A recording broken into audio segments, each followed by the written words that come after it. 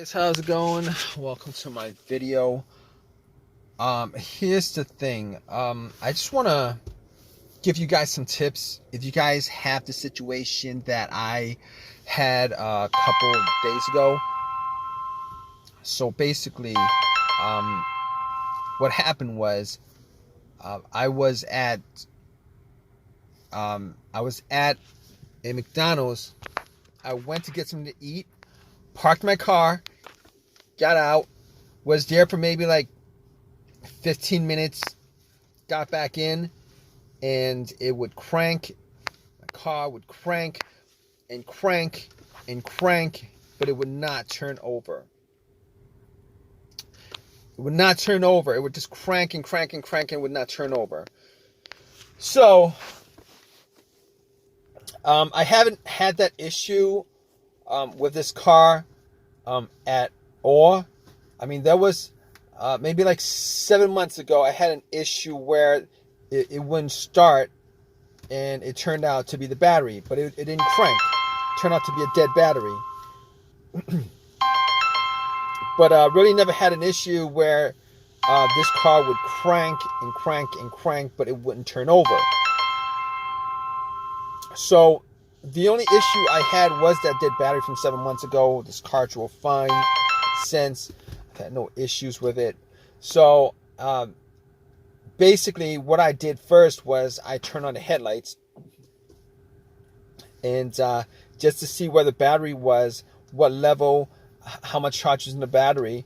If it was dim, I knew that it was the battery that was the issue, but the lights were bright. Headlights were bright. So basically, I didn't think it was the battery to begin with, but and the reason why it wasn't just because of the headlights, it was because of how strong the cranks were. All right, it wasn't like it was a slow crank. It wasn't like it was a soft crank. It wasn't like it was trying to crank. It was a very, very strong crank each and every time it cranked. Regardless, I opened up the hood and pretty much checked around the battery, because I was hoping that it would be something as simple as that. I didn't really want it to be anything bigger than that. Obviously, most people in this situation, if they were in this situation, they'd wish for the easiest fix. So I was looking at the battery, I was looking at the terminals, and you know what? I don't think I actually cleaned up the terminals last time when I changed up the battery 7 months ago. I was looking at the terminals. They looked kind of corroded. There was some rust on it, kind of corroded. There was some white bluish stuff on there. So I pretty much had a couple of fries, and then I took out my Coke, which I drank half a cup of, and I poured the rest onto the terminals, and had it fizz up, oxidized, a lot of the corrosion. So I pretty much took some paper towel and wiped it. But here's the thing, I was actually able to wiggle both the terminals off. They were tight, but not so tight that I couldn't move it. But I was able to move it, wiggle it, and once I took it off, pretty much wiped it and popped it back on. And I was hoping that was going to be the fix for it. But unfortunately, when I got back and tried to start it, it would crank and it wouldn't start. Now, I didn't give up, thinking that it might have been a battery for whatever reason. But however, I did have a booster pack, and for whatever reason, I decided to put the booster pack on the terminals and then try to start it. Did the same thing. So at that point, I 100% knew that it probably wasn't a power issue, it probably wasn't a battery issue. So at that point, I ruled out the battery. I ruled out the terminals being corroded. Ruled that out. I actually did check the negative line. If you guys don't know what the negative line is the ground line, the ground wire. All right. Normally, the negative terminal wire that goes to negative the battery actually connects to the frame of the car. I actually did check to make sure that it was connected.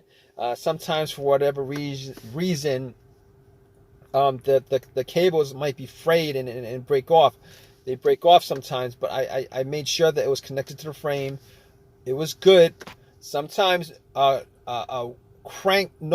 sometimes a crank no start situation could be caused by that, but normally something like that would also cause a very, very slow, weak crank, which is not the situation I had.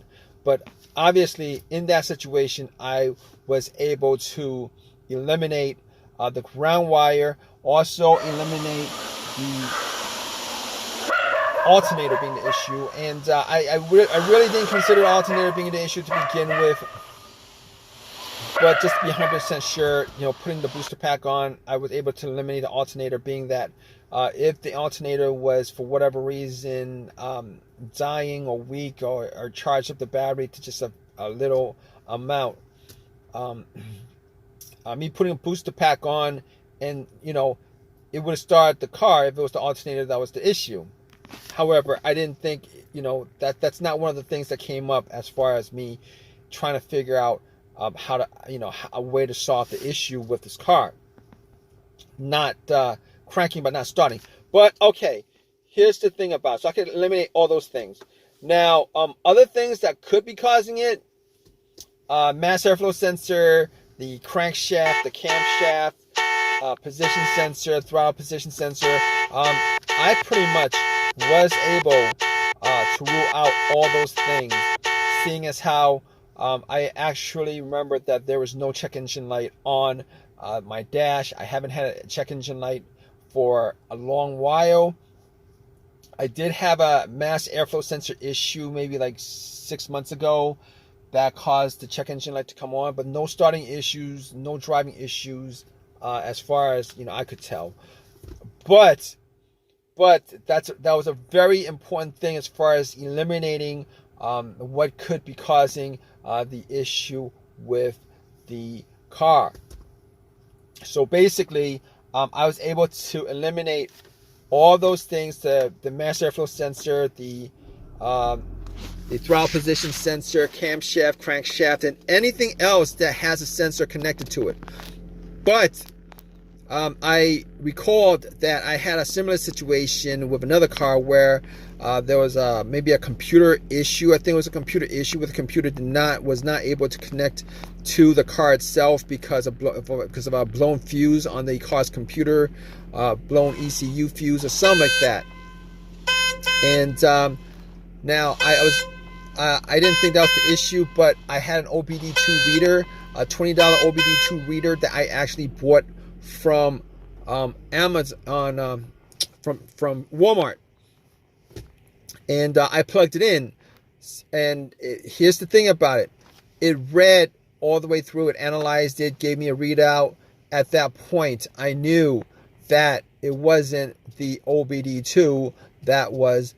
No, I knew that it wasn't the car's computer issue at that point. Reason being is that if it was an issue, a communication issue from the car's computer to the car,